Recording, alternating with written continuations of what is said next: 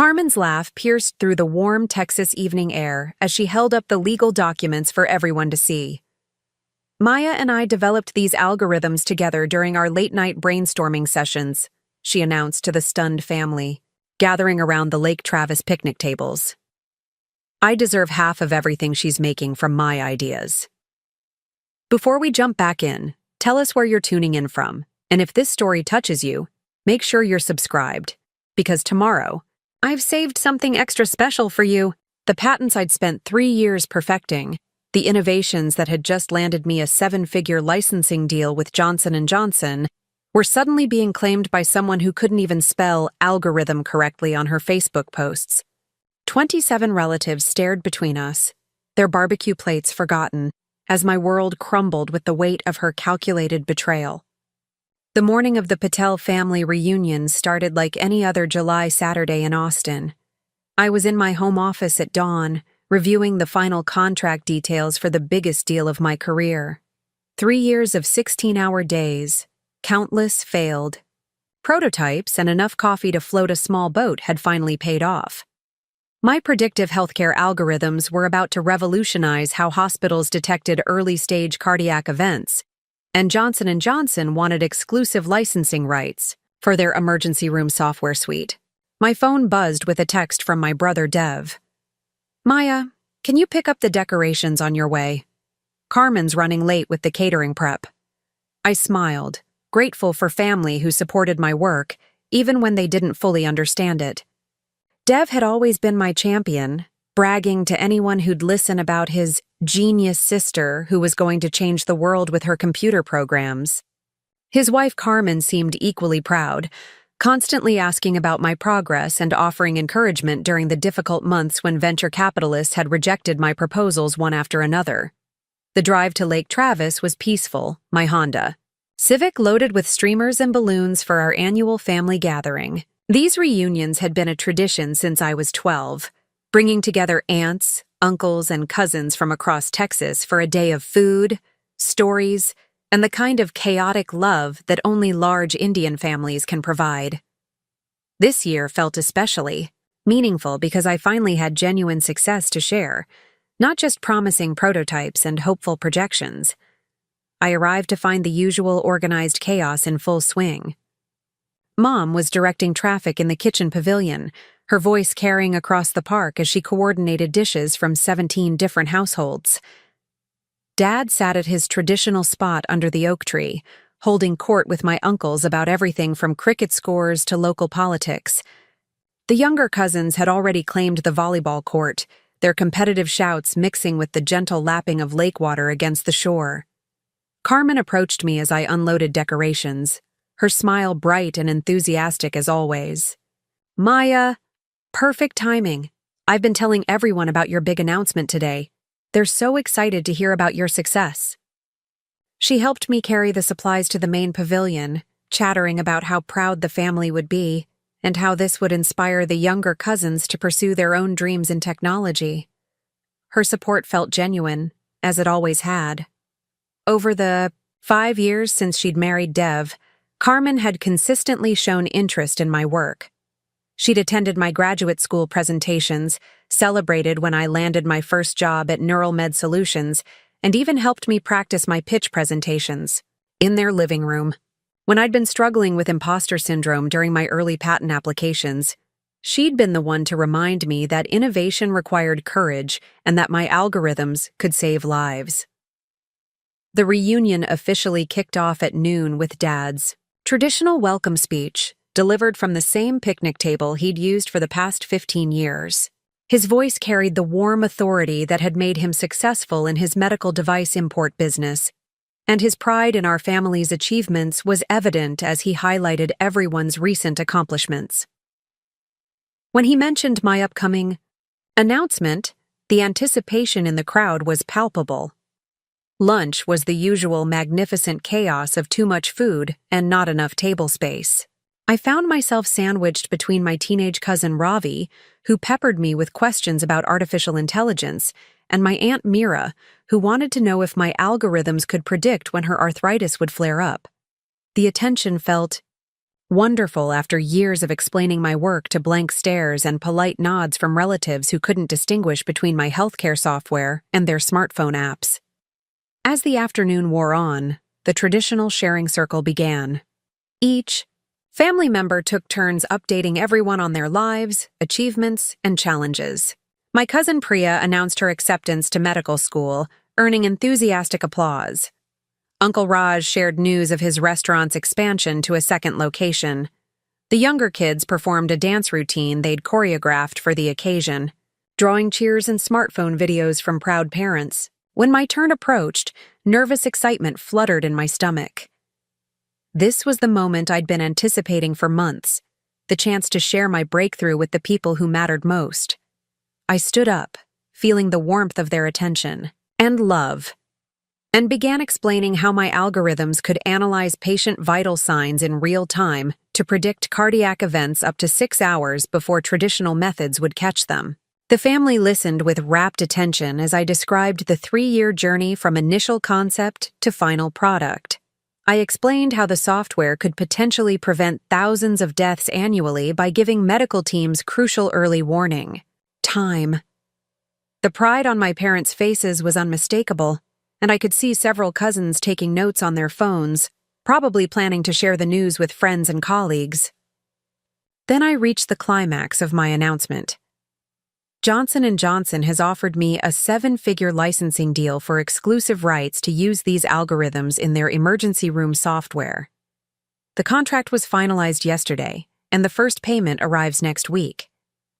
The eruption of cheers and applause was everything I'd hoped for, family members rushing forward to offer congratulations and hugs. But as the celebration reached its peak, Carmen stood up from her seat at the far end of the table. Her movement caught everyone's attention, and gradually the noise died down as people turned to look at her. She held a manila folder in her hands, her expression serious in a way that seemed oddly out of place given the joyful atmosphere. "I'm so happy for Maya's success," she began, her voice carrying clearly across the pavilion. "But I think there's something important that everyone should know about these algorithms." She opened the folder and pulled out what appeared to be legal documents, holding them high enough for people to see. "Maya and I developed these innovations together during our late-night brainstorming sessions at my house." The words hit me like a physical blow. I stared at her in complete confusion, my brain struggling to process what she was saying. Brainstorming sessions? We'd never had brainstorming sessions. Carmen had shown interest in my work, certainly, but she had no technical background whatsoever. She worked as a marketing coordinator for a local real estate firm and had never demonstrated any understanding of machine learning, data analysis, or healthcare software beyond asking basic questions. "Carmen, what are you talking about?" I managed to ask, my voice sounding strange and distant to my own ears. The family members around us were looking back and forth between us with growing confusion, their celebration frozen in an uncomfortable tableau. She turned to face me directly, her expression shifting into something I'd never seen before. Gone was the warm, supportive sister-in-law who'd cheered my achievements. In her place stood someone calculating and determined, her eyes hard with what looked like long-suppressed resentment. "Don't play innocent, Maya. Remember all those evenings when you came over stressed about your algorithms not working correctly? When you'd pace around my living room talking through problems while I listened and offered suggestions?" Her voice grew stronger, more confident as she continued.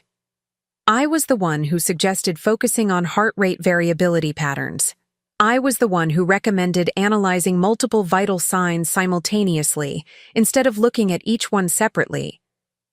The accusations felt surreal, like being trapped in a nightmare where familiar faces spoke impossible words. I remembered those evenings clearly, but they hadn't been collaborative brainstorming sessions. They'd been me venting frustrations to a sympathetic listener while she offered the kind of general encouragement that any caring friend might provide. Her suggestions had been along the lines of, "Maybe you should look at more data," or "what if you tried a different approach?"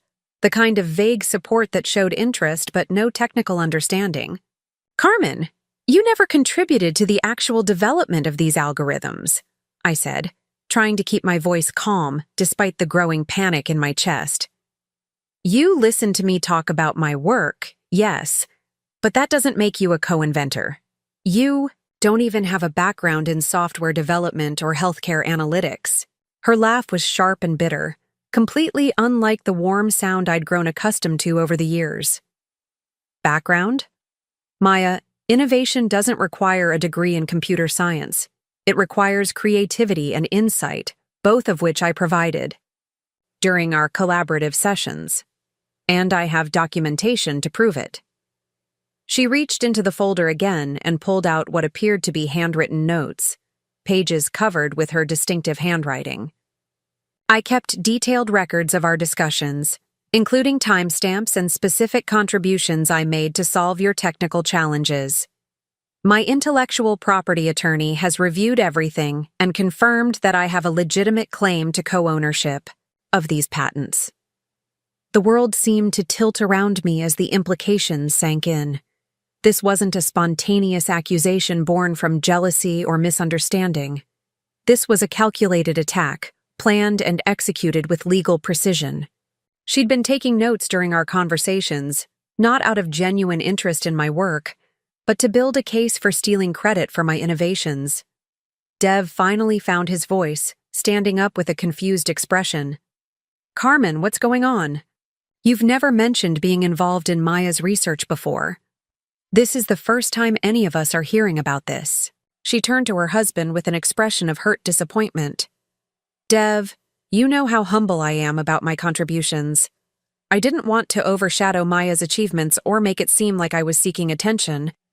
But now that she's about to make millions from our joint work, it's only fair that I receive proper recognition and compensation. Preparing and narrating this story took us a lot of time, so if you are enjoying it, subscribe to our channel. It means a lot to us. Now back to the story. The family members around us were clearly struggling to process what was happening. Aunt Mira looked between us with growing alarm, while Uncle Raj frowned at the legal documents Carmen continued to wave around. The younger cousins had stopped their chatter entirely, sensing the adult tension even if they didn't understand its source. Maya, my father said carefully, his voice carrying the diplomatic tone he used when navigating difficult business negotiations. Can you help us understand what's happening here? Did Carmen contribute to your research in ways we weren't aware of? The question felt like a betrayal, even though I knew Dad was just trying to get to the truth. The fact that my own family was treating this as a legitimate dispute rather than an obvious fraud made my chest tighten with panic and anger. How had Carmen managed to make her ridiculous claims sound plausible enough to warrant serious consideration? Dad? No. Carmen never contributed to the development of my algorithms in any meaningful way. She listened to me talk about my work, which I appreciated, but that doesn't make her a co-inventor. Every line of code, every data analysis model, every mathematical proof was developed by me alone in my lab at Neural Med Solutions. I have 3 years of documentation proving this. Carmen's expression shifted to one of wounded indignation. Maya, I can't believe you're trying to erase my contributions. Like this. Yes, you did the technical implementation, but the core insights that made your algorithm successful came from our collaborative discussions. Without my creative input, you would never have achieved this breakthrough. She turned back to address the entire family, her voice taking on the persuasive tone I'd heard her use in her marketing presentations. I know this is shocking to hear, but Maya has always struggled to acknowledge other people's contributions. Remember how she used to take credit for group projects in college? This is the same pattern, just on a much larger scale. The reference to college group projects was particularly cruel because it contained just enough truth to be believable. I had been the type of student who ended up doing most of the work in team assignments, partly because I was a perfectionist, and partly because my classmates often struggled with the technical complexity of our projects. But Carmen was twisting that history to support her narrative of me as someone who habitually stole credit from others. That's completely different and you know it, I protested. But I could see doubt creeping into some faces around the table. Carmen's performance was convincing, helped by the fact that most of my family members had no way to evaluate the technical merits of her claims. Mom approached the table where Carmen had spread out her documents, her expression troubled. Carmen, dear, these are very serious accusations. Are you certain about what you're claiming? This could destroy Maya's career and your relationship with our family. Carmen's eyes softened as she looked at my mother, her voice taking on a tone of reluctant sadness. Priya, I love this family, and I love Maya like a sister. The last thing I want is to cause problems. But I can't stand by and watch her receive millions of dollars for work that we developed together. It's not about the money. It's about principle and fairness. The masterful manipulation in her response was evident to me, but seemed to resonate with several family members. By framing her accusations as reluctant truth-telling rather than opportunistic greed, she was positioning herself as the victim of an uncomfortable situation rather than its orchestrator. Dev looked genuinely torn, his loyalty to his wife conflicting, with his knowledge of his sister's character and work ethic. Maya, I've seen you working on these algorithms for years. I've never seen Carmen involved in the technical development. But she did listen to you talk about your challenges and offer suggestions. Could there be some misunderstanding about the extent of her contributions? Even my brother's tentative support felt like another knife in my chest. The fact that he was entertaining Carmen's claims, even hypothetically, showed how effectively she'd planted seeds of doubt. I realized that my family's lack of technical expertise was working against me. They couldn't distinguish between genuine collaboration and casual conversation because they didn't understand the complexities of software development. Dev, there's no misunderstanding, I said, fighting to keep my voice steady. Carmen never contributed to the actual development of these algorithms. She never wrote code, never analyzed data, never reviewed medical literature, never participated in testing protocols. The suggestions she's referring to were general encouragement, not technical insights. Carmen reached into her folder once more and produced what appeared to be a business card.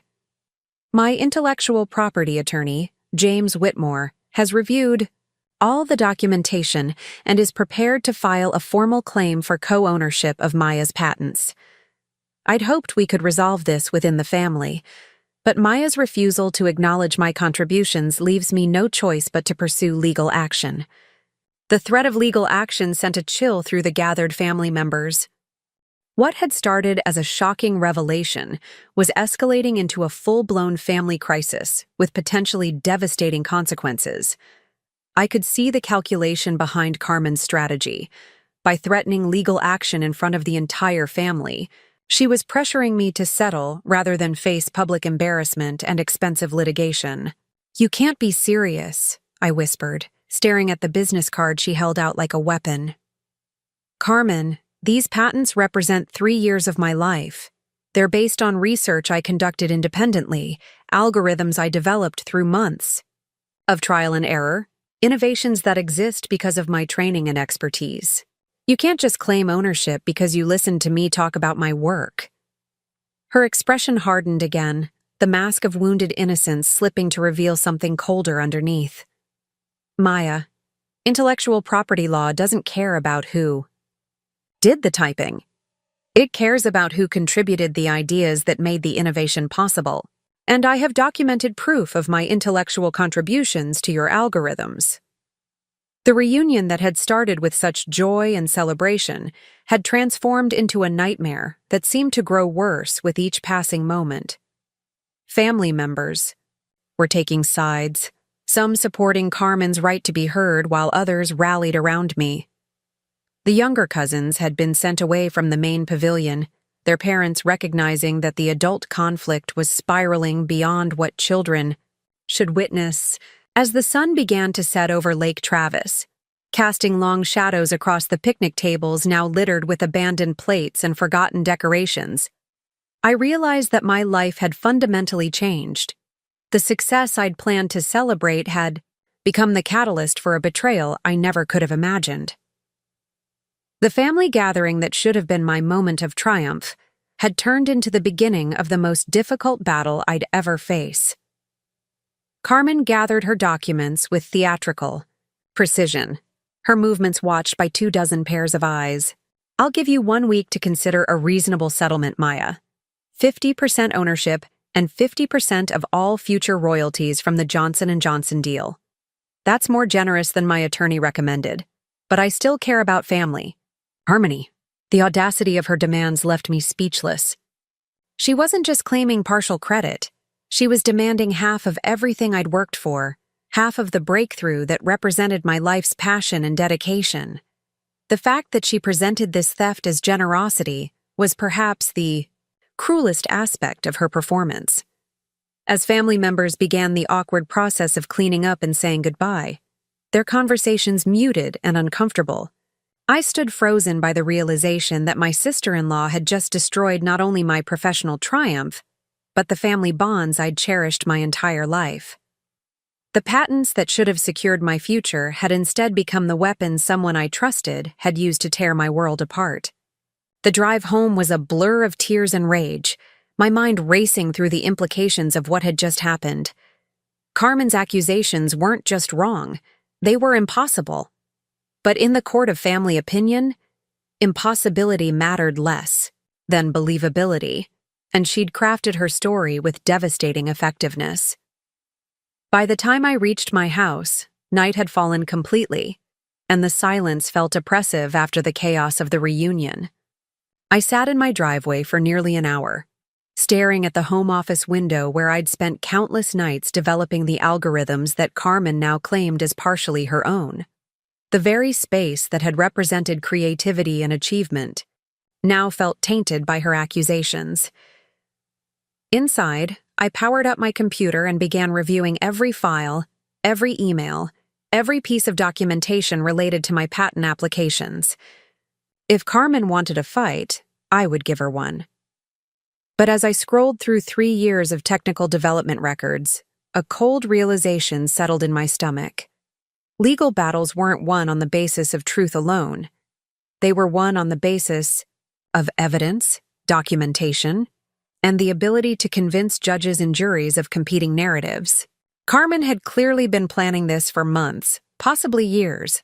Her handwritten notes, her consultation with an intellectual property attorney, her strategic timing at the family reunion, none of this was spontaneous. While I'd been focused on developing breakthrough technology, she'd been building a case to steal credit for my work. The phone rang twice that evening. First Dev, his voice strained with the awkwardness of trying to mediate between his wife and sister. Then my father, attempting his usual diplomatic approach, but clearly shaken by the day's events. Both conversations left me feeling more isolated and betrayed. Even the family members who believed in my innocence seemed to think compromise might be preferable to conflict. As midnight approached, I found myself questioning not just Carmen's motivations, but my own memory. Had there been moments when her casual suggestions had influenced my technical decisions? Could someone without technical training have made intellectual contributions that I'd failed to recognize? The doubt felt like poison spreading through my thoughts, undermining the confidence that had sustained me through years of challenging development work. But then I opened the folder containing my original patent applications, reading through the detailed technical specifications and mathematical proofs that formed the foundation of my algorithms. Every equation, every data structure, every optimization technique bore the hallmark of my training and expertise. These weren't innovations that could have emerged from casual conversation or general encouragement. They were the product of specialized knowledge applied through months of focused effort. Carmen's claims weren't just wrong, they were technically impossible. The challenge would be proving that impossibility to people who lacked the expertise to evaluate the evidence. As I finally turned off my computer and headed to bed, one thought echoed through my mind with crystal clarity. The woman I'd trusted as a sister had just declared war on my entire life's work, and tomorrow the real battle would begin. The following Monday morning arrived with the weight of impending doom. I sat in my Neural Med Solutions office staring at the Johnson & Johnson contract that had once represented the pinnacle of my career, now feeling like a document written in a foreign language. Every clause about intellectual property ownership and licensing rights seemed to mock me with its specificity. How could something so concrete become so precarious overnight? My phone had been buzzing since sunrise with calls I couldn't bring myself to answer. Dev had left 3 voicemails, each one more strained than the last, pleading for a family meeting to work things out reasonably. Mom had sent a series of increasingly worried text messages asking if I was okay and suggesting we all sit down for dinner to discuss the situation calmly. Even my cousin Priya had reached out, offering legal advice from her pre-med perspective that showed more heart than understanding of intellectual property law. The worst part was the silence from the people whose support I needed most. My colleagues at NeuralMed had no idea their star researcher was facing a potentially catastrophic legal challenge. The Johnson & Johnson executives who'd praised my innovative algorithms just days earlier remained blissfully unaware that someone was claiming co-ownership of the technology they'd just licensed. Dr. Patricia Vance, our company's chief technology officer and my direct supervisor, expected me to begin integration planning meetings this week, not defend myself against accusations of intellectual property theft. I'd spent the weekend diving deeper into every aspect of my patent applications, searching for any possible vulnerability Carmen might exploit. The United States Patent and Trademark Office had granted me 4 separate patents covering different aspects of my predictive healthcare algorithms. Each application included detailed technical specifications, mathematical proofs, experimental data, and documentation of the iterative development process that had led to the final innovations. The timestamps on my files painted a clear picture of 3 years of independent work. Version control logs showed every code commit, every algorithm modification, every debugging session that had contributed to the final product. Email records documented my correspondence with medical researchers, data scientists, and university professors who'd provided domain expertise for different aspects of the project. Laboratory notes recorded hundreds of hours of testing, optimization, and refinement that had transformed initial concepts into commercially viable software.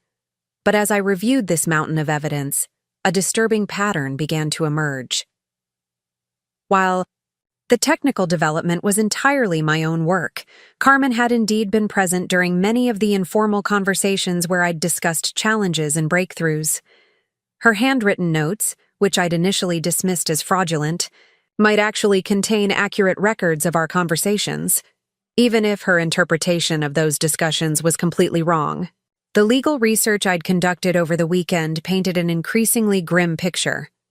Intellectual property law included provisions for collaborative invention that could potentially be applied even when one party's contributions were minimal. Courts had occasionally recognized non-technical contributions as valid intellectual property claims, particularly when those contributions could be shown to have influenced the direction of technical development. Carmen's attorney clearly understood these legal nuances and had crafted her claims to exploit every available opportunity. My first call was to Marcus Kim, my former classmate from graduate school who'd gone into intellectual property law instead of software development. We'd maintained a casual friendship over the years, occasionally meeting for drinks to complain about our respective career challenges. But when I explained Carmen's accusations, his professional demeanor became notably more serious. "Maya, this is potentially very bad," Marcus said after I'd outlined the situation. "Even if her technical contributions were minimal, she might be able to establish legal standing if she can prove that her suggestions influenced your development decisions. The bar for collaborative invention is lower than most people realize, especially when there's documented evidence of ongoing discussions about the work." His words hit me like a physical blow. I'd called expecting reassurance that Carmen's claims were obviously frivolous, not confirmation that they might have legal merit. But Marcus, She doesn't understand the technology at all. Her suggestions were generic encouragement, not technical insights. How could someone without any relevant expertise be considered a co-inventor? Unfortunately, the law doesn't require co-inventors to have equal technical expertise, he replied, his voice carrying the careful tone lawyers used when delivering bad news. If she can demonstrate that her suggestions were more than casual conversation, if she can show that you acted on her input in ways that influenced the final innovation, she might have a case. And from what you're describing, it sounds like she's been building documentation for quite some time. The conversation with Marcus lasted nearly 2 hours as he walked me through the complexities of intellectual property litigation. Patent disputes were notoriously expensive and time-consuming, often taking years to resolve and costing hundreds of thousands of dollars in legal fees. Even winning such a case could be financially devastating for an individual inventor, while losing could mean forfeiting not just the disputed patents, but also facing liability for the opposing party's legal costs. My advice is to take this very seriously, Marcus concluded. You need to hire a specialized intellectual property attorney immediately, and you need to prepare for the possibility that this could affect your Johnson & Johnson deal. Large corporations don't like uncertainty, and they certainly don't want to license technology that's subject to ownership disputes. After ending the call with Marcus, I sat in stunned silence contemplating the magnitude of what Carmen had unleashed. This wasn't just about family drama or hurt feelings. This was about the potential destruction of everything I'd worked to achieve. The algorithms that represented my life's passion could be tied up in legal proceedings for years. The financial security I'd finally achieved could evaporate in legal fees. Worst of all, my reputation in the biotechnology industry could be permanently damaged by allegations of intellectual property theft, regardless of whether those allegations were ultimately proven false. The drive to downtown Austin to meet with intellectual property attorney Theodore Brennan felt like a journey into an alternate reality where my achievements had become weapons to be used against me. Brennan's office occupied the 20th floor of a gleaming high-rise, its conference rooms offering panoramic views of the city where I'd built my career. But the beauty of the skyline felt meaningless as I sat across from a man whose expertise would determine whether my professional life survived Carmen's attack. Theodore Brennan was exactly what Central Casting would order for a high-powered intellectual property attorney. Silver-haired, impeccably dressed, and possessed of the kind of calm authority that came from decades of navigating complex legal battles. His initial consultation fee of $500 was just the beginning of what I now realized would be a financially devastating process, regardless of the outcome. Ms. Patel, I've reviewed the preliminary information you provided, and I need to be direct with you about the challenges we're facing, Brennan began, his voice carrying the measured tone of someone accustomed to delivering difficult news. Your sister-in-law's claims are not frivolous from a legal perspective. While they may be factually incorrect, she's structured her accusations in ways that could potentially survive initial legal challenges. He opened a thick folder and spread out copies of Carmen's handwritten notes, which her attorney had apparently provided as part of their initial legal filing. The pages were covered with her distinctive handwriting, documenting dates, times, and summaries of conversations we'd had over the past 3 years. The level of detail was genuinely shocking, suggesting that she'd been systematically recording our interactions for far longer than I'd imagined possible. These notes indicate that she's been building this case for quite some time, Brennan continued, pointing to specific entries that correlated with major breakthroughs in my algorithm development. She's documented instances where you discussed specific technical challenges with her, and she's claimed credit for suggestions that allegedly influenced your subsequent development decisions. While you and I might know that her contributions were minimal, proving that in court could be extremely difficult. I leaned forward to examine the notes more closely, recognizing conversations I remembered having, but seeing them interpreted through a lens of calculated manipulation.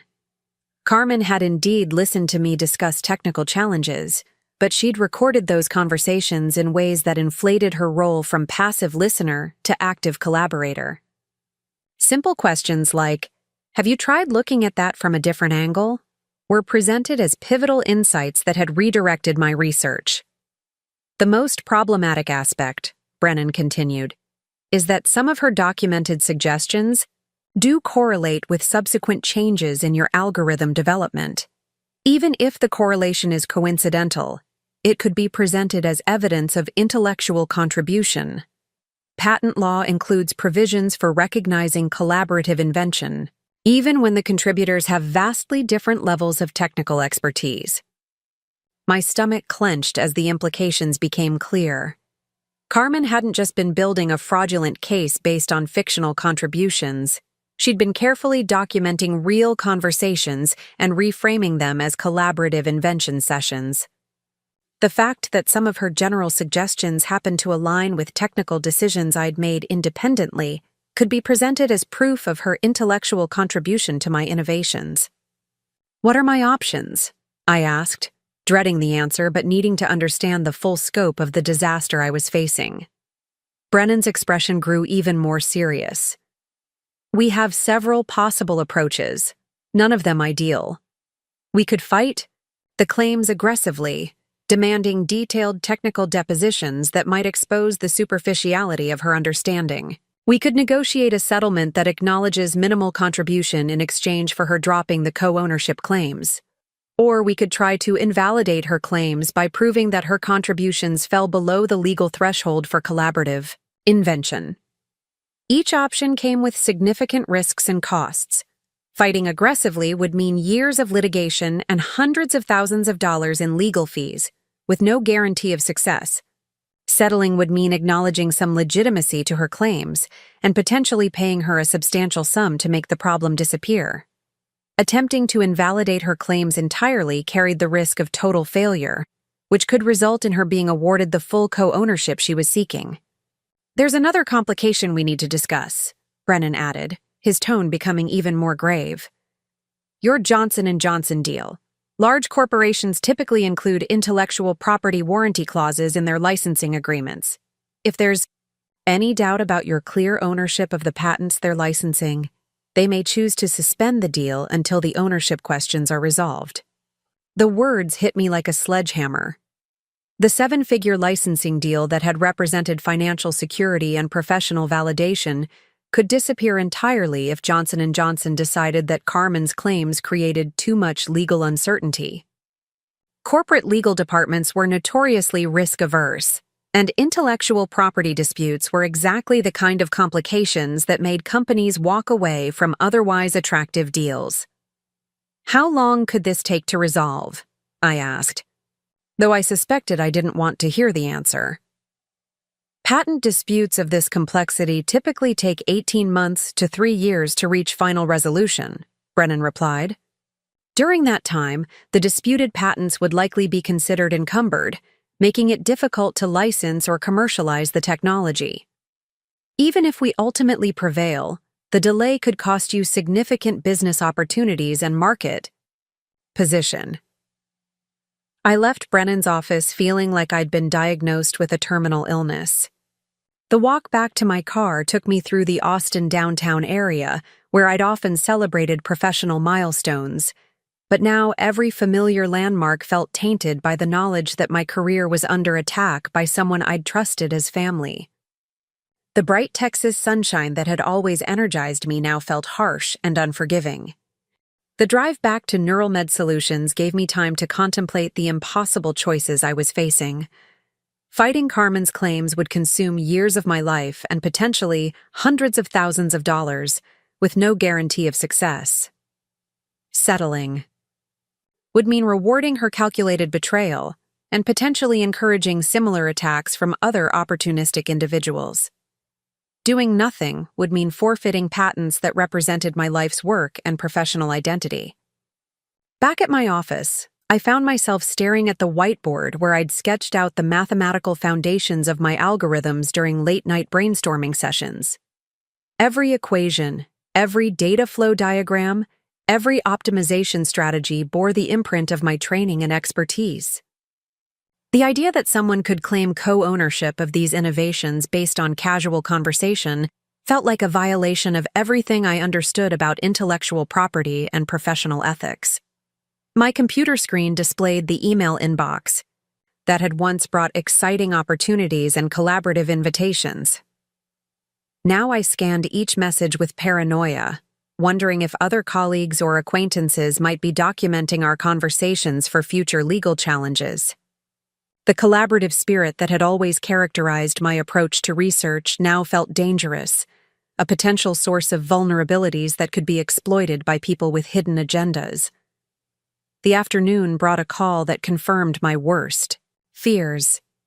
Patricia Vance, NeuralMed's chief technology officer, had received a formal legal notice from Carmen's attorney claiming co-ownership of the patents that formed the foundation of our Johnson & Johnson deal. The company's legal department wanted an immediate meeting to discuss the implications for our licensing agreement and my continued employment. Maya, I need you to understand that this puts the company in a very difficult position, Dr. Vance explained when I arrived at her office an hour later. We've built our Johnson & Johnson proposal around algorithms that you developed while employed here, using company resources and facilities. If there's any question about clear ownership of those patents, it could affect not just this deal but our entire intellectual property portfolio. The conversation that followed was professionally cordial but deeply unsettling. NeuralMed Solutions had invested significant resources in supporting my research, from laboratory equipment to computational infrastructure to the salaries of research assistants who'd helped with data collection and analysis. The company had legitimate concerns about protecting their investment and avoiding legal complications that could affect their broader business operations. We're not taking sides in your personal dispute, Dr. Vance continued, but we need assurance that this situation won't compromise our ability to commercialize the technology or expose the company to legal liability. Until the ownership questions are resolved, we may need to suspend active promotion of your algorithms and delay implementation of the Johnson & Johnson deal. The implications were staggering. Not only were my personal patents under attack, but my employment and professional relationships were now threatened by Carmen's accusations.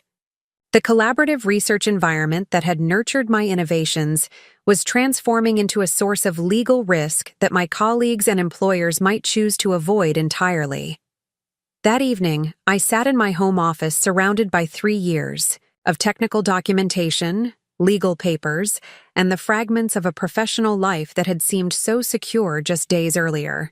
The algorithms displayed on my computer screen represented thousands of hours of passionate work, but now they felt like evidence in a case where my integrity and expertise were under attack.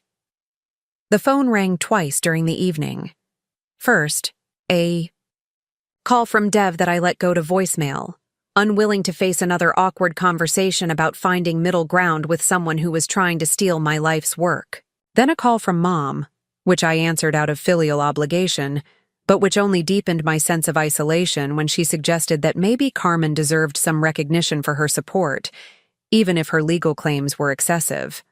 As midnight approached, I found myself drafting and deleting emails to professional contacts, trying to find words to explain a situation that defied rational explanation.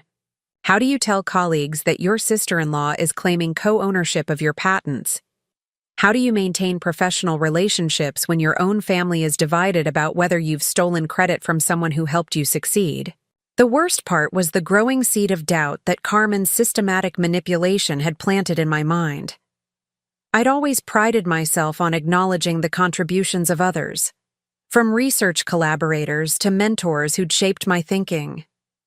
Had I somehow failed to recognize legitimate intellectual contributions that Carmen had made? Was there some middle ground between her fraudulent claims and my absolute denial of her role? But every time I examined the technical details of my algorithms, the doubt evaporated in the face of overwhelming evidence.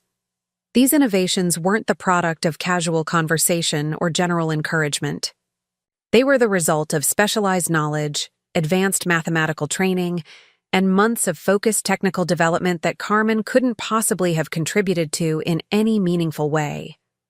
The challenge would be proving that technical reality in a legal system that might not distinguish between genuine collaboration and manipulative opportunism. As I finally closed my laptop and prepared for another sleepless night, one thought echoed through my mind with crystalline clarity. The battle for my professional life was just beginning, and the stakes couldn't possibly be higher. The email that changed everything arrived on a Tuesday morning 2 weeks after my world had imploded. I'd been mechanically going through my inbox, deleting condolences from colleagues who'd heard rumors about my legal troubles, when a message from an unfamiliar address caught my attention. The sender was Dr. Vivian Cross, and the subject line read, "Regarding your algorithms and academic integrity." My first instinct was to delete it immediately, assuming it was another legal threat or media inquiry about the patent dispute that had begun making waves in Austin's tight-knit biotechnology community. But something about the formal tone and academic email signature made me pause. Dr. Cross identified herself as a professor emeritus of computer science at Stanford University and former director of the AI Ethics Institute. She'd heard about my situation through professional networks and had a proposition that might interest me. "Ms. Patel, I've been following the intellectual property dispute surrounding your predictive healthcare algorithms with great interest.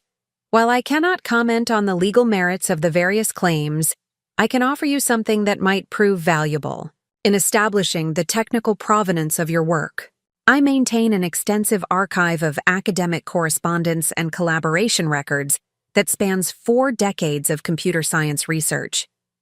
If you're interested in exploring whether this archive might contain relevant information about your case, I would welcome the opportunity to discuss it with you." The message felt like the first ray of sunlight I'd seen in weeks. After endless consultations with lawyers who spoke in probabilities and worst-case scenarios, here was someone offering concrete assistance based on technical expertise rather than legal maneuvering. I called the number in her signature within minutes of reading the email. Dr. Cross's voice carried the authoritative warmth of someone accustomed to mentoring younger researchers through complex challenges. She explained that her interest in my case wasn't purely altruistic.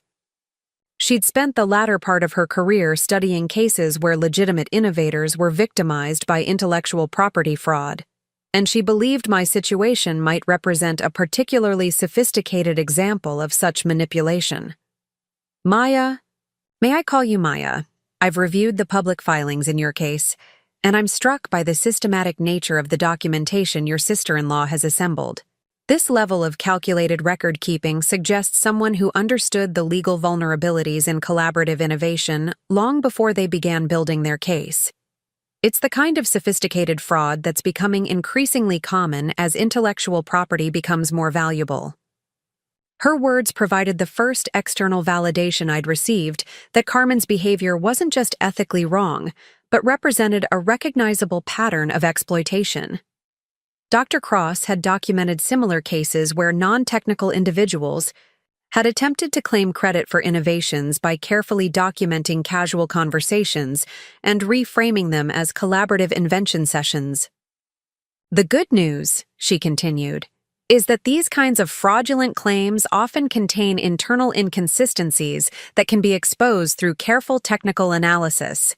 If you're willing to work with me, I believe we can build a comprehensive record of your independent development process that will make it very difficult for anyone to claim collaborative invention." The meeting with Dr. Cross took place at her emeritus office at Stanford, a book-lined sanctuary that felt like a refuge from the legal chaos that had consumed my life. She was a small woman in her 70s with silver hair and intense eyes that missed nothing, surrounded by decades of research papers and academic correspondence that represented a lifetime of scholarly achievement. "Before we begin, I want you to understand what I'm offering and what I'm not," she said, gesturing for me to sit in one of the comfortable chairs arranged around a small conference table. "I'm not a lawyer, and I can't provide legal advice about your patent dispute. What I can do is help you document the technical provenance of your algorithms in ways that will make it clear to any expert reviewer that these innovations required specialized knowledge and training that your sister-in-law doesn't possess. She opened a thick folder and spread out what appeared to be a comprehensive analysis of my patent applications, annotated with technical notes and cross-references to academic literature. The level of detail was extraordinary, showing that she'd spent considerable time understanding not just the surface features of my algorithms, but the deep mathematical and theoretical foundations that made them possible. Your algorithms represent a sophisticated fusion of machine learning techniques, statistical analysis, and medical domain knowledge, she explained, pointing to specific sections of the patent documentation.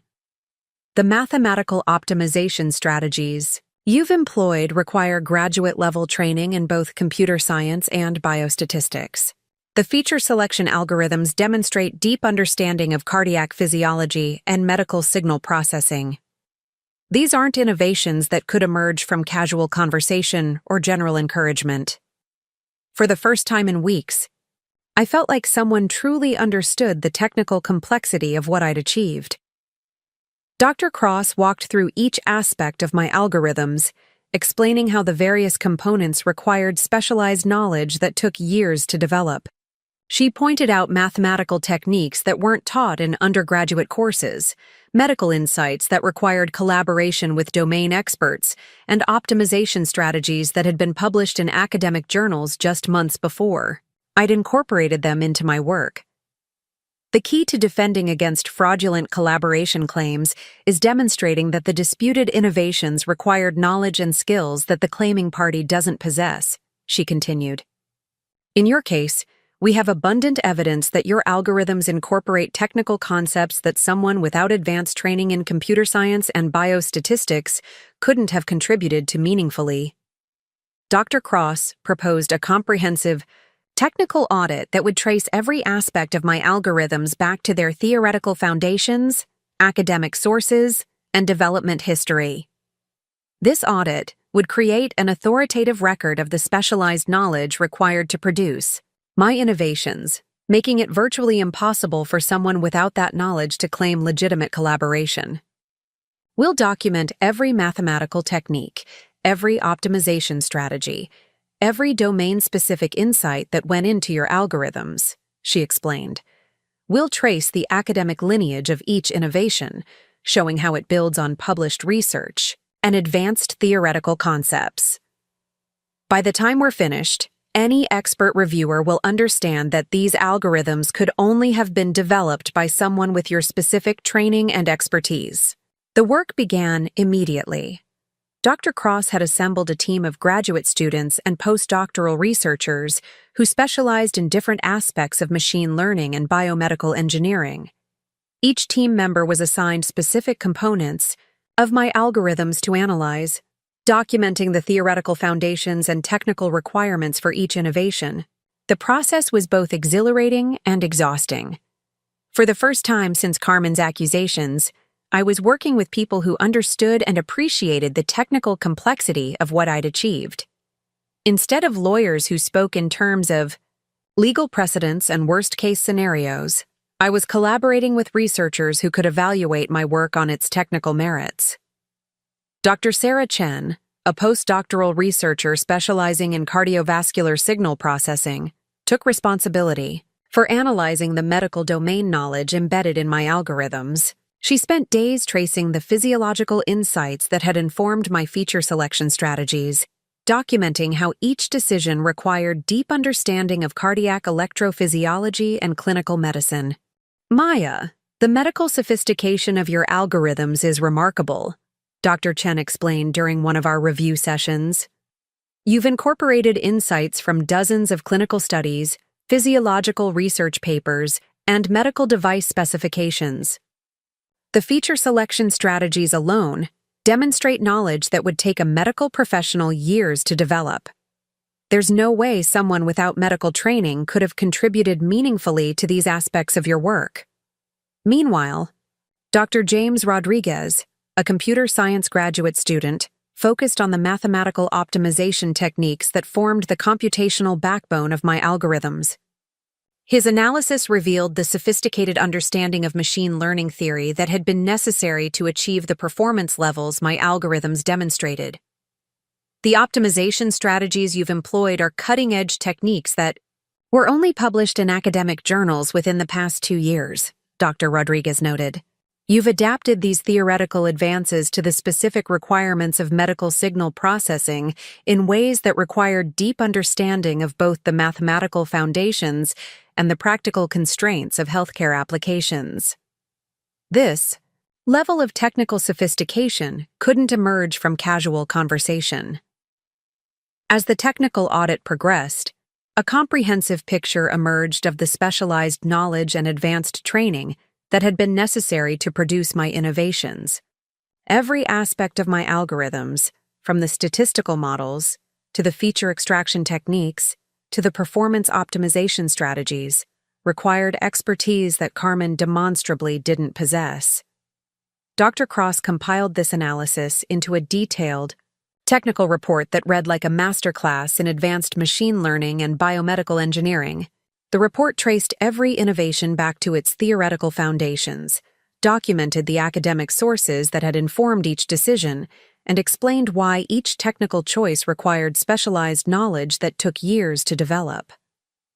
This report establishes beyond any reasonable doubt that your algorithms could only have been developed by someone with your specific educational background and technical expertise, Dr. Cross explained as we reviewed the final draft. Any expert reviewer will understand that the claimed collaborator lacks the fundamental knowledge necessary to have contributed meaningfully to these innovations. But Dr. Cross's assistance extended beyond technical documentation. She'd spent decades navigating the intersection of academic research and intellectual property law, and she understood how technical evidence needed to be presented to be effective in legal proceedings. Technical complexity alone isn't enough to win patent disputes, she explained. We need to present this information in ways that non-technical judges and juries can understand. We need to make it clear that the difference between your expertise and your sister-in-law's knowledge isn't just a matter of degree, but a fundamental difference in kind.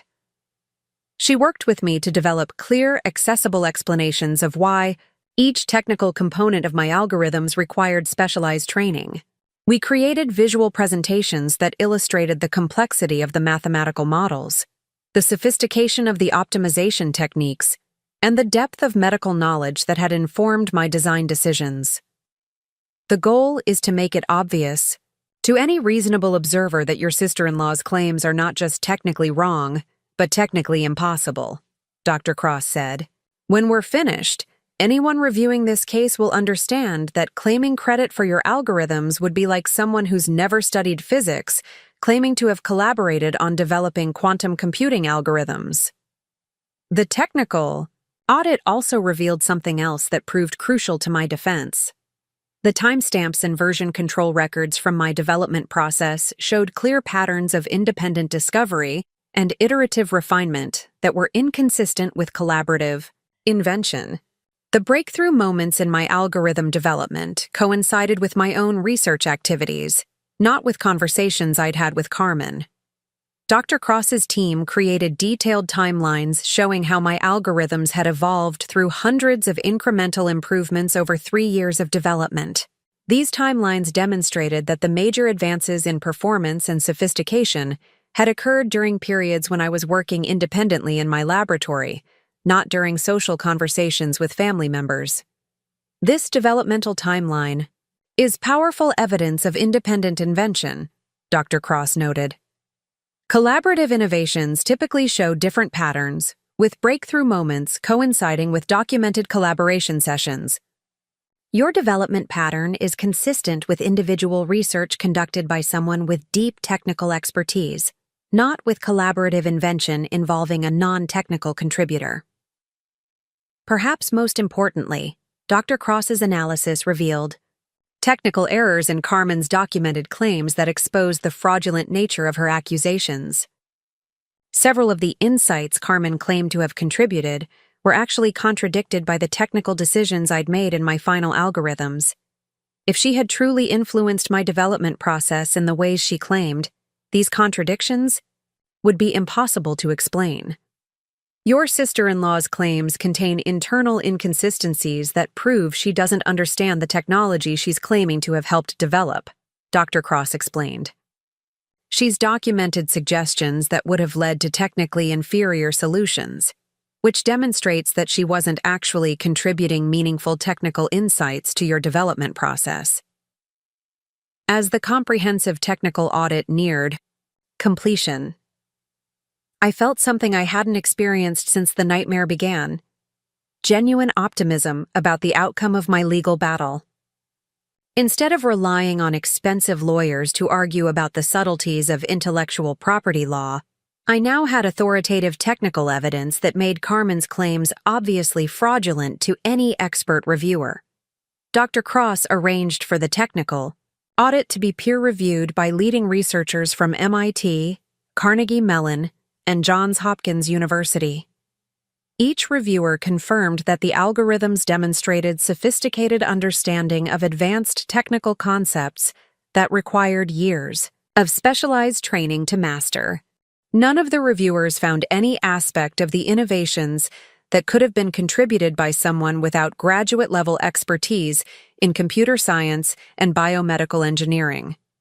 Maya, you now have something that very few patent dispute defendants possess, Dr. Cross said as we prepared the final documentation. You have authoritative technical evidence that makes the fraudulent nature of the claims against you obvious to any expert reviewer. This isn't a case where reasonable people can disagree about the extent of collaboration. This is a case where technical analysis proves that the claimed collaboration was impossible. The transformation in my legal position was dramatic. Theodore Brennan, my intellectual property attorney, reviewed Dr. Cross's technical audit with obvious relief and growing confidence. For the first time since taking my case, he spoke in terms of likely victory rather than damage control. Maya, this changes everything, Brennan said after studying the comprehensive technical documentation. We're no longer arguing about the subtleties of collaborative invention law. We're presenting evidence that proves the claiming party lacks the fundamental knowledge necessary to have contributed to the disputed innovations. This is the kind of technical evidence that wins patent cases decisively. But the impact extended beyond my legal defense. Word of Dr. Cross's involvement and the technical audit began circulating through Austin's biotechnology community, generating a groundswell of professional support from colleagues who understood the implications of fraudulent intellectual property claims for the entire industry. Dr. Patricia Vance at Neural Med Solutions reviewed the technical audit and immediately scheduled a meeting to discuss reinstating active promotion of my algorithms.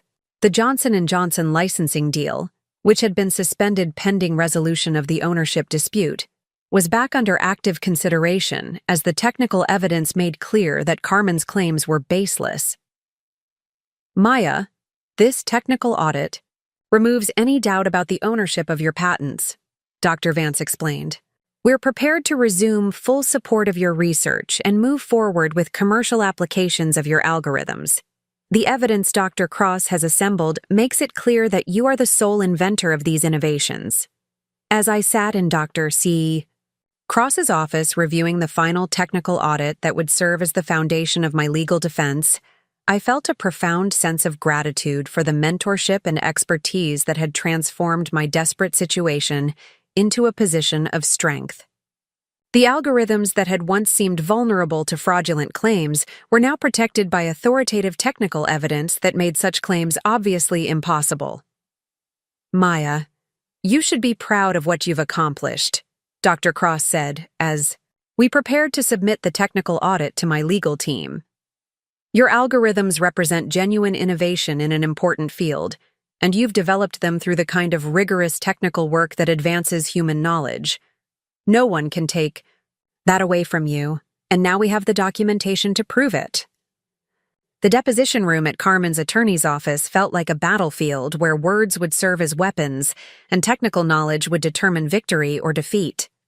6 months had passed since Dr. Cross's technical audit had transformed my legal position from desperate defense to confident offense, and today marked the culmination of that transformation. Carmen sat across the polished conference table flanked by her legal team, her expression a carefully crafted mask of wounded dignity that I now recognized as pure theatrical performance. James Whitmore, Carmen's intellectual property attorney, had clearly expected this deposition to be a formality before settlement negotiations. His initial confidence had been evident in the scheduling, the venue selection, and the casual dismissal of my technical documentation as overly complex academic theorizing. But as Dr. Cross took her seat beside my legal team, armed with 300 pages of peer-reviewed technical analysis, the atmosphere in the room shifted dramatically. Ms. Rodriguez, Theodore Brennan began, addressing Carmen with the formal courtesy that barely concealed the trap he was setting. You've claimed co-ownership of 4 patents related to predictive healthcare algorithms. Could you please explain to us your educational background in computer science and machine learning? The question was simple, direct, and devastating in its implications. Carmen's resume, which had been submitted as part of her legal filings, showed a bachelor's degree in marketing communications and 5 years of experience promoting residential real estate. She had never taken a single course in mathematics beyond basic college algebra, never studied computer programming, and had no formal training in statistics, data analysis, or medical science. I don't believe formal education is the only way to contribute to innovation, Carmen replied, her voice carrying the practiced confidence of someone who'd rehearsed this response extensively. Creativity and insight can come from many sources, and my contributions to Maya's algorithms were based on creative problem-solving rather than technical implementation. Brennan nodded thoughtfully, as if considering the merits of her argument. I see. And could you explain to us the mathematical basis of the Kalman filtering techniques that form the foundation of the disputed algorithms? The silence that followed stretched for nearly 30 seconds as Carmen glanced desperately between her attorney and the court reporter. Kalman filtering was a fundamental concept in signal processing that any genuine collaborator on my algorithms would understand intuitively. The fact that she couldn't even attempt an explanation revealed the hollowness of her claims more effectively than hours of legal argument. I focused on the conceptual aspects rather than the technical implementation, she finally managed, her composure beginning to crack under the weight of her obvious ignorance. I understand, Brennan continued smoothly. Then perhaps you could walk us through the conceptual framework behind the spectral analysis techniques used in cardiac signal processing? Another devastating silence filled the room. Spectral analysis was so fundamental to my algorithms that anyone who had genuinely collaborated on their development would be able to discuss it in general terms, even without detailed mathematical knowledge. Carmen's inability to respond revealed that she had never understood the basic principles underlying the technology she claimed to have helped create. Dr. Cross leaned forward slightly, her presence adding authoritative weight to the technical examination. Ms. Rodriguez, in your documented notes, you claim to have suggested focusing on heart rate variability patterns. Could you explain what heart rate variability means in the context of cardiac signal analysis? The question was brilliant in its simplicity. Heart rate variability was a basic concept that any high school student could understand with a brief explanation, yet it was fundamental to understanding how my algorithms worked. If Carmen had genuinely contributed to the development of cardiac monitoring software, she would necessarily understand this elementary concept. It's about how the heart rate changes over time, Carmen answered, her response technically correct but so superficial that it revealed her complete lack of deeper understanding. And how does that relate to the frequency domain analysis that forms the basis of Maya's predictive algorithms? Dr. Cross continued, her tone remaining professionally neutral while expertly exposing the gaps in Carmen's knowledge. I'm not sure I understand the question, Carmen admitted, her carefully maintained facade finally beginning to crumble. The deposition continued for 6 grueling hours as Brennan and Dr. Cross systematically demonstrated that Carmen couldn't explain, discuss, or even recognize the fundamental concepts that formed the foundation of my algorithms. Every technical question revealed another layer of ignorance that made her collaboration claims increasingly absurd.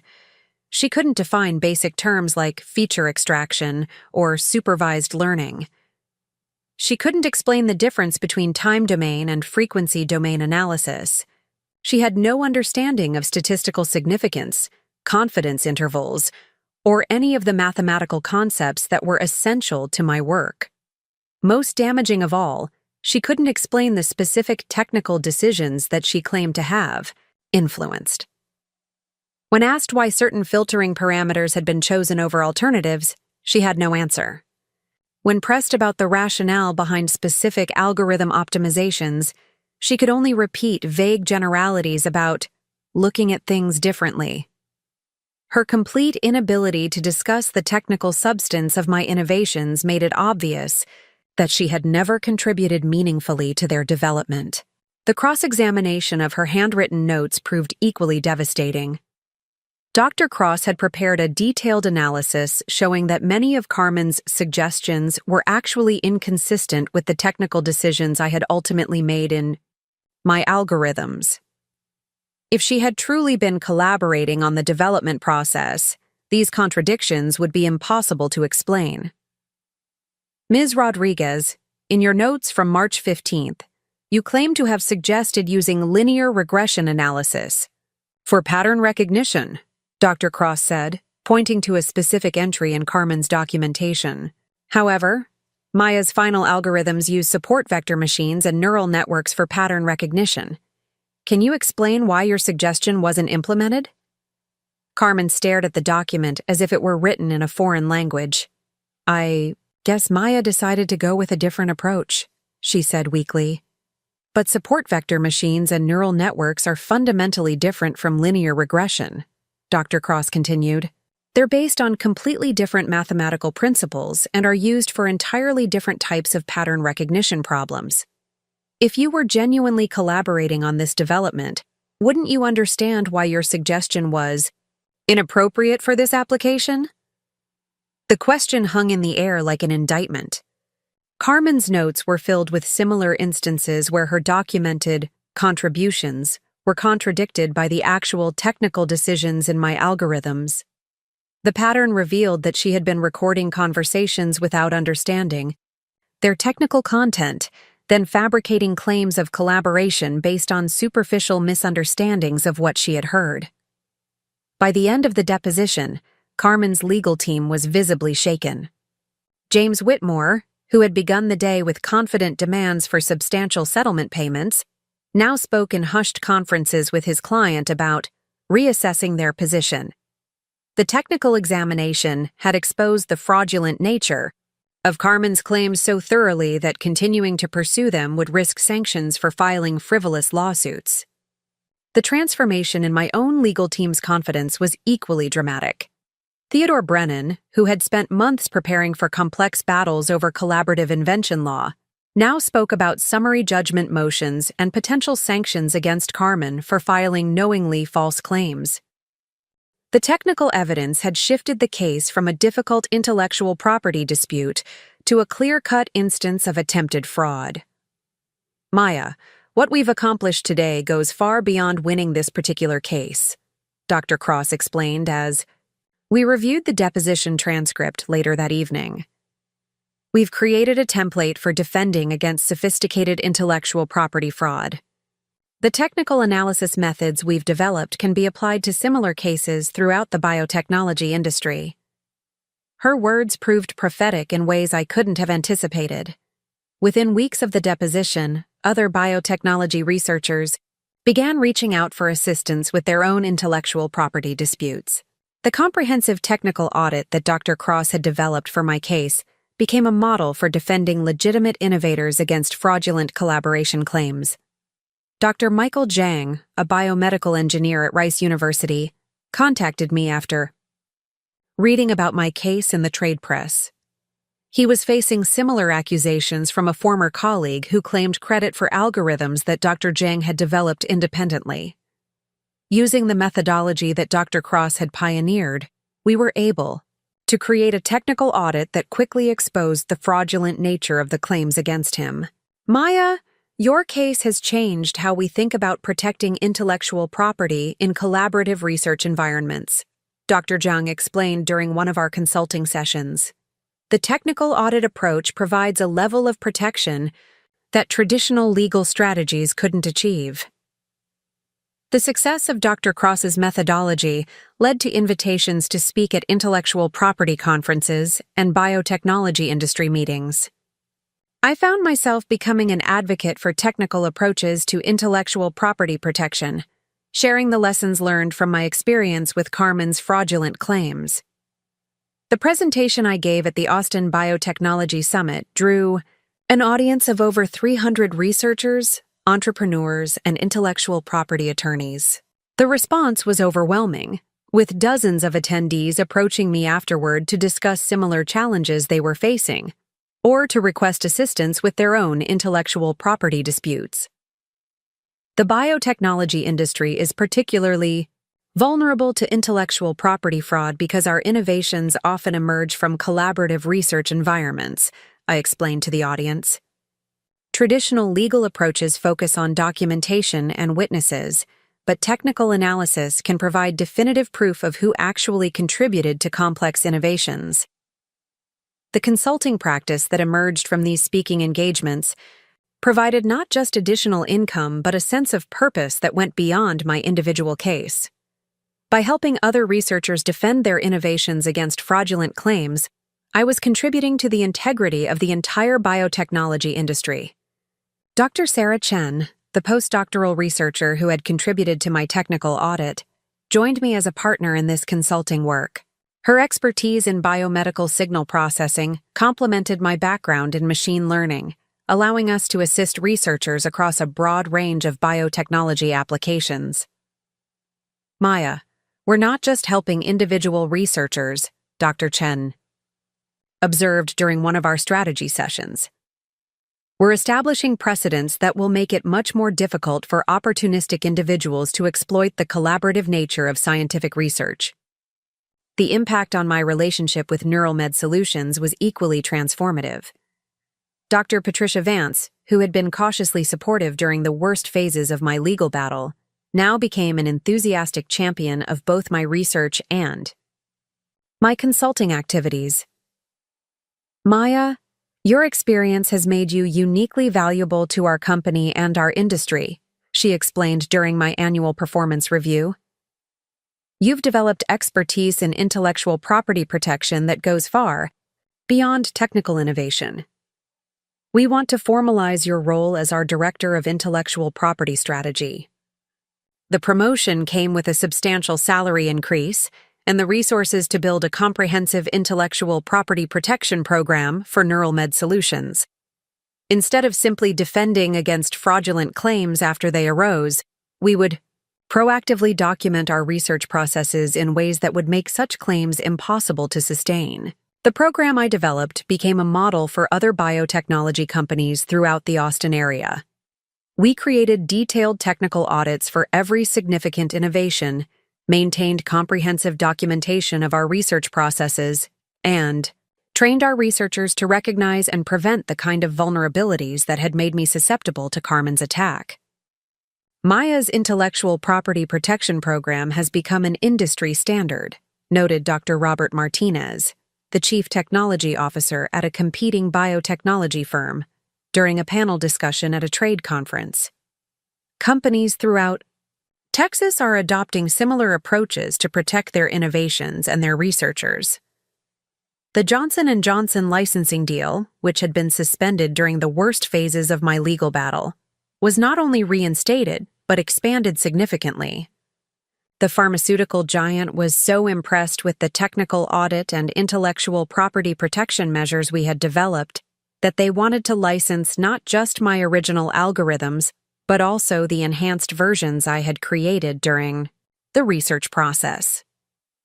Maya, your algorithms represent exactly the kind of innovation that Johnson & Johnson wants to support, explained Dr. Lisa Wang, the executive director of the company's digital health initiatives. But equally important is the intellectual property protection framework you've developed. We want to implement similar approaches throughout our own research and development programs. The expanded licensing deal provided financial security that went far beyond what I had originally anticipated.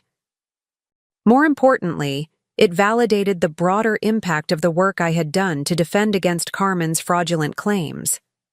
The technical analysis methods that had been developed to expose her fraud were now being recognized as valuable innovations in their own right. The academic community also took notice of the precedent we had established. Dr. Cross received invitations to present our methodology at computer science conferences and intellectual property symposiums. The technical audit approach was published in several peer-reviewed journals, creating a permanent record of the methods that could be used to defend against similar fraudulent claims. Maya and Dr. Cross have contributed something genuinely important to the intersection of technology and law, noted Professor Janet Harrison, a leading expert in intellectual property law at Harvard University. Their work demonstrates how technical analysis can provide definitive resolution to intellectual property disputes that might otherwise consume years of expensive litigation. The recognition from the academic community led to an unexpected opportunity. Stanford University offered me a visiting researcher position that would allow me to continue my biotechnology work while also developing the intellectual property protection methodology further. The position came with access to world-class research facilities and collaboration with leading experts in both computer science and intellectual property law. Maya, your experience has given you insights that could benefit researchers throughout the academic community, explained Dr. Cross as we discussed the Stanford opportunity. You've learned how to protect innovation in ways that most researchers never have to consider. That knowledge could help prevent other researchers from facing the kind of attack you survived. The decision to accept the Stanford position was made easier by the knowledge that my original research would continue to generate income through the Johnson & Johnson licensing deal and the consulting practice I had established.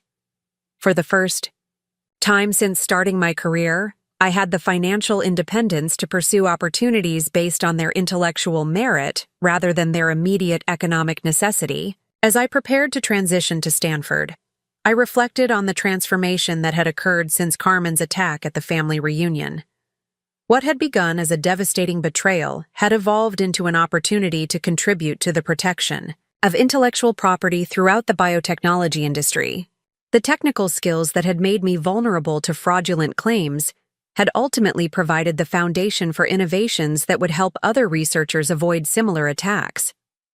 The consulting practice continued to grow, with Dr. Chen managing day-to-day operations while I focused on the Stanford research position. We had successfully defended intellectual property for dozens of biotechnology researchers, creating a track record that was attracting attention from venture capital firms and major pharmaceutical companies. Maya, what you've built here goes far beyond individual casework, Dr. Chen observed as we reviewed our latest consulting contracts. We're establishing intellectual property protection as a specialized field within biotechnology consulting. This could become a significant industry in its own right. The irony was not lost on me that Carmen's attempt to steal credit for my innovations had ultimately led to the development of new innovations that were generating their own intellectual property portfolio. The methods we had developed for technical auditing and intellectual property protection were themselves eligible for patent protection, creating a new revenue stream that was entirely separate from my original healthcare algorithms. As I packed my office at Neural Med Solutions for the move to Stanford, I came across the original patent applications that had started this entire journey. The documents that had once seemed so vulnerable to Carmen's fraudulent claims now appeared as the foundation for a much larger body of work that was contributing to the integrity of biotechnology research throughout the industry.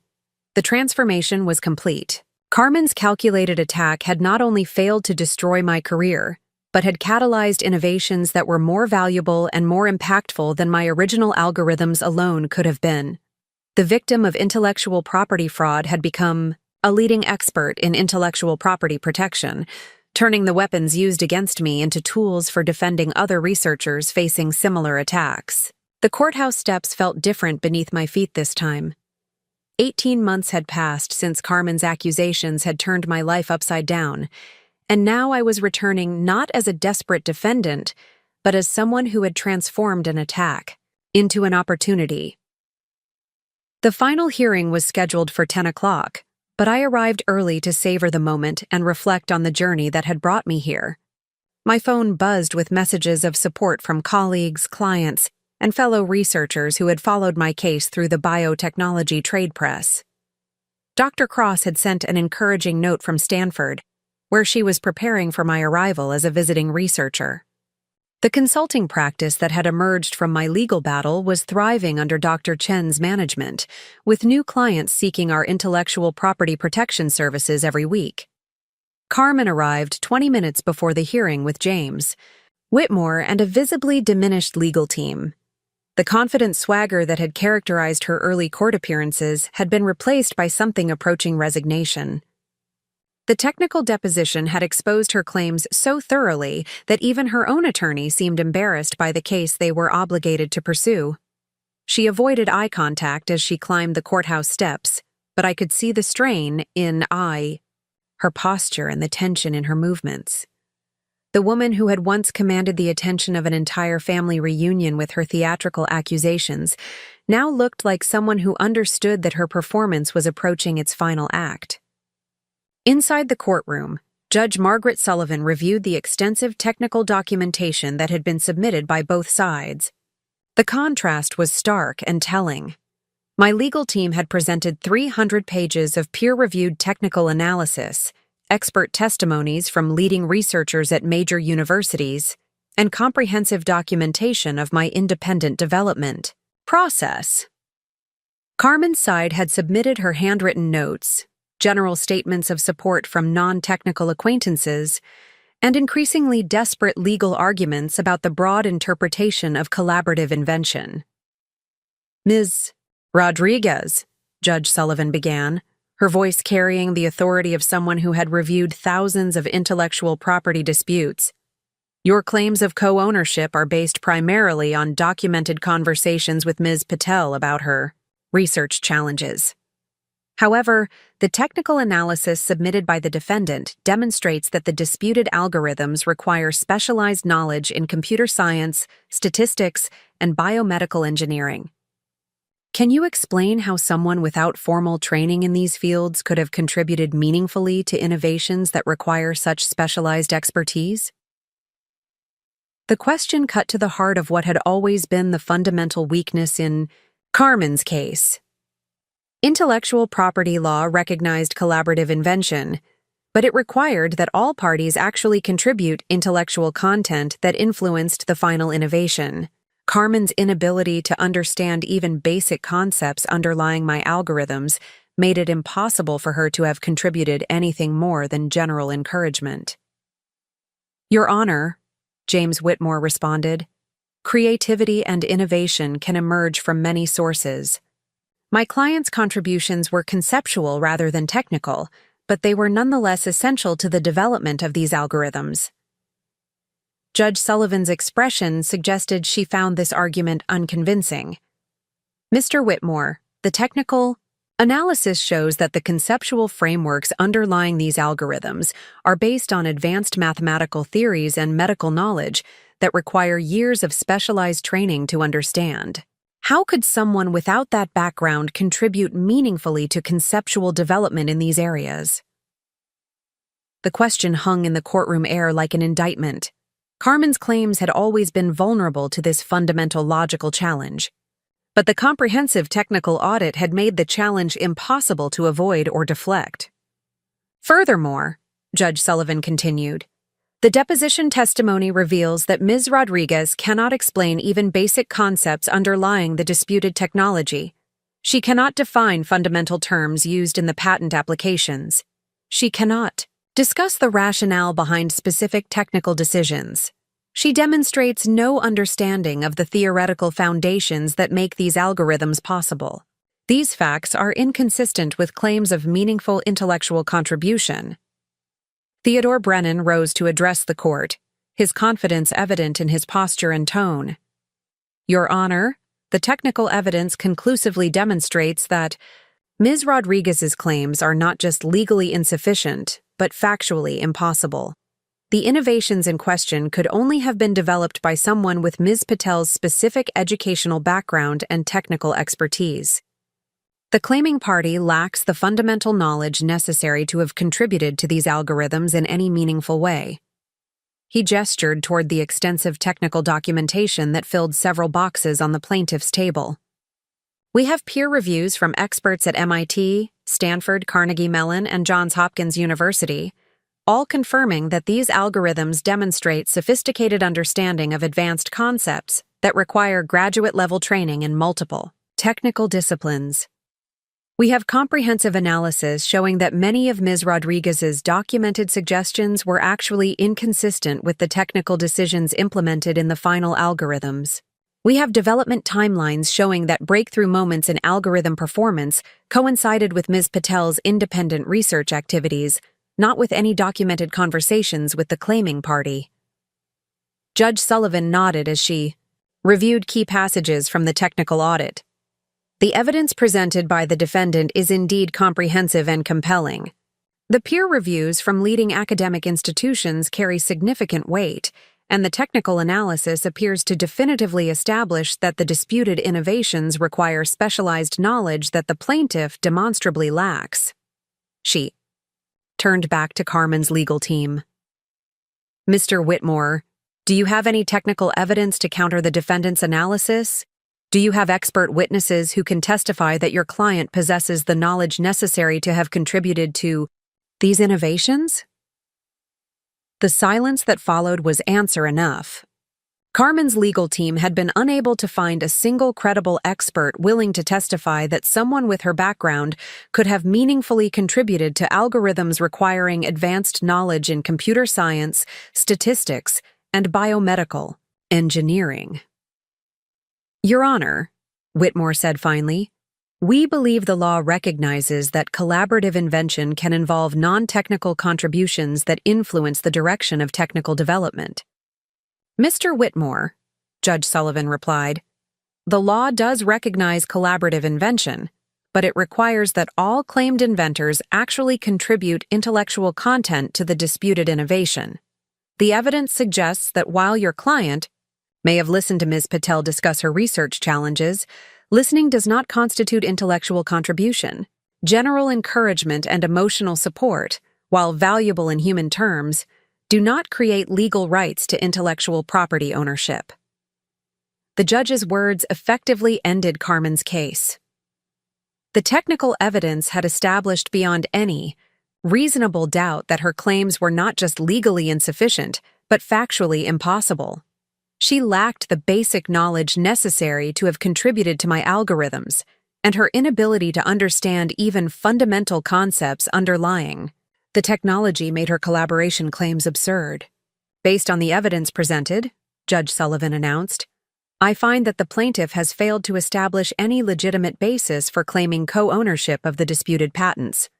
The technical analysis demonstrates conclusively that the innovations in question could only have been developed by someone with the defendant's specialized training and expertise.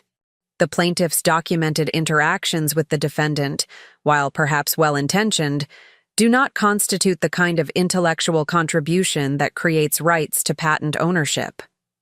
She paused to review her notes before continuing. Furthermore, I find that the plaintiff's claims were brought without adequate investigation into their technical merit and legal sufficiency. The comprehensive technical analysis now available could have been conducted before filing these claims and would have revealed their fundamental weaknesses. Accordingly, I am granting the defendant's motion for summary judgment and dismissing the plaintiff's claims with prejudice. The words "with prejudice" meant that Carmen could never refile her claims, even if she discovered new evidence or arguments. Her attack on my intellectual property rights was permanently ended, and the legal vindication was complete and final.